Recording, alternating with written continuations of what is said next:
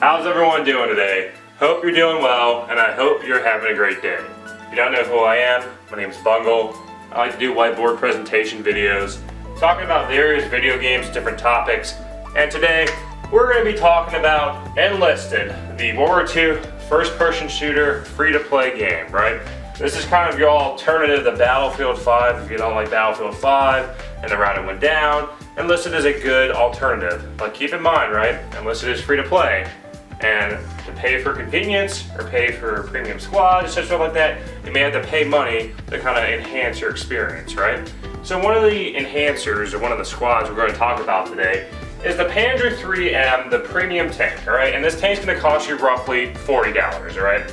So you may be wondering, Bungle, why would I want to go out there and buy a $40 tank? Well, I agree with you, right? 40 bucks is a lot of money, right? It's not, you know, I do agree in some of the other comments from my Chappie video is, you know, 40 bucks is a lot for, you know, just a tank, right? And yes, totally understand. But the benefits of having this vehicle is, one, it's already crewed out, it's already maxed out, right? So if you notice as you progress through tech tree tanks and the campaign levels and stuff, turn traverses and stuff like that, if some of the tanks are slower, you may have to go use parts and stuff like that to increase the capabilities of the tank and everything like that, make it competitive, right? Same with your crew members. So the benefit of getting a premium squad or premium tank, stuff like that, is you're gonna get an XP bonus. So when you're trying to research down the campaign levels, right, you're gonna get boosted with XP alongside having a premium account, and you get a level 4 crew that's already maxed out, has their perks and everything like that. So you can basically just take the tank into battle and go on a mayhem without worrying about crewing your crew, training the right perks, etc., right? So it's kind of convenience, right? It's convenient and gives you the XP boost. So let's go into an overview of the PZ.III M, right? So this is kind of your medium tank. PZ.III is going to come before the PZ.IV. So keep in mind the PZ.III is going to be a decent all-around tank, right? It's kind of, I would say, a multi-role for a tank. You can do anti-infantry, it can do anti-tank. But if you're gonna go shred, I would say Stewards, and then the M4A2, the early Sherman. Those two tanks are the ones you're gonna do well against. When you face the Jumbo, you're gonna go run into some problems because you can't pen the Jumbo frontally. The Jumbo has a sloped armor. It's kind of a classification as a heavy tank. So facing the Jumbo is going to be harder. If you get side shots in the Jumbo, there's that. Same with the M4A2, the regular 75mm Sherman.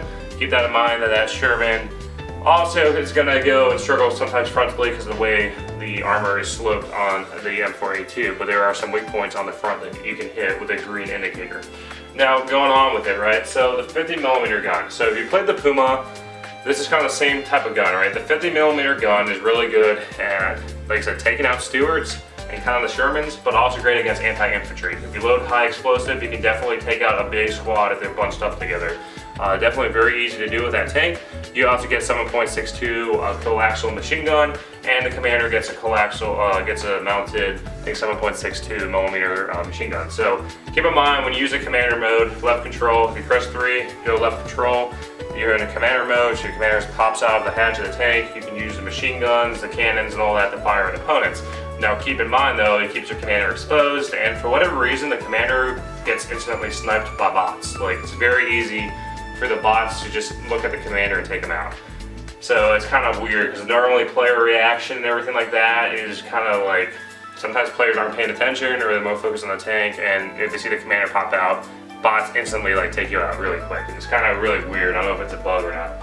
But yeah, basically, you know, hitting home on it again. You get XP and you get a level 4 crew, right? So I played the Battle of Normandy for the United States and for Germany, and I'm telling you right now, Germany is, you know, they say hand-holding, but definitely a lot easier, very enjoyable compared to the US. And the reason why is, I don't know if it's team composition or just the US just has bad players generally or whatever, but, or just are at a disadvantage, but definitely playing the PZ.III along with your teammates, which German teams usually are pretty good, and even in Battle of Moscow, good team composition, alongside the arsenal of weapons that the Germans get.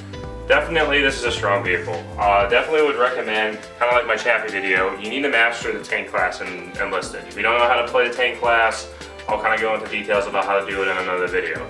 But basically, tank class is not like Battlefield. You don't just drive your tank out there and start going crazy, and then there's an engineer. It has to be that one engineer class that comes and takes you out. every infantry in Enlisted should have or is equipped with a anti-tank explosive or like a demo charge. So if a demo charge is placed accurately on your tank, it can take you out. Now I will say the Pancake.III M does have good armor, and the fact that I've had opponents try to bomb me. I had a A20G drop a 500-pound bomb, a few on my Pancake.III, and the tank was still intact with the crew and everything like that. It was only killed a couple members and disabled the guns and such. I had to repair it, but you know, at the same time, the tank can kind of take a hit, and it did take a hit from a demo charge, right? That's not gonna save you all the time. If the A20G just drops a whole payload on you, like you're gonna be done anyway, right? 500-pound bombs coming down your tank, you're done. So it has good kind of trolley armor. Definitely the M4, the M3 Stewart can pen you sometimes, depending on where they're aiming, but like I said, the armor is pretty good on it. The armor values are good. Compared to the Chaffee, this is definitely the better version. So keep that in mind as well. But like I said, master the tank class. Once you get the tank class down, you're playing the Puma and you're doing great with the Puma and everything like that, then consider picking up the Pancake.III M, because that with the Puma is insane. It's just the Puma is like a Mario Kart, driving around the battlefield like crazy, and then with the Pancake.III kind of having that backup where you switch back and forth between the two of them, which it easily allows you to do in many matches, you're going to be racking up XP pretty fast. I just started this the other day and I went from rank 1 to rank, or I actually had to play rank 1. Actually, to get access to this, you need to play rank 2. You need to get level up to rank 2, and that's actually pretty easy to do with the German team. So I managed to get like 2nd place with just the default classes. But if you play that with the Puma, like you do great. So at the end of the day, like what should you do, Bungle? What should I do? All right, so don't be a Timmy. Don't run out and just buy this just because you think it's going to be a great, cool tank. Understand the game. If you're placing the top third, top half of your team usually, and you're doing pretty well with the Puma and everything like that, then consider picking up the tank, right? But if you struggle with the tanks, you're struggling with the game and everything like that, you need to get the basics of the game down, right? Because the thing is once you get the basics down, once you get the mechanics down, how to play the game, how to play the classes, that's when the XP is going to go and help you when you're grinding the campaign levels.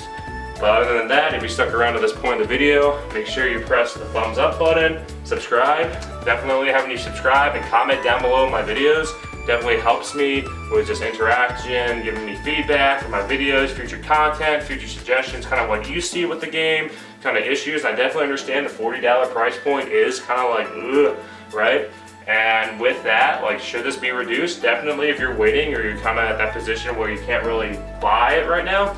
If this goes on sale, which I hope it does, you know, they did cut down like 20 bucks or something like that, then definitely pick it up. But other than that, I hope you all have a great day. Thanks for sticking around and take care.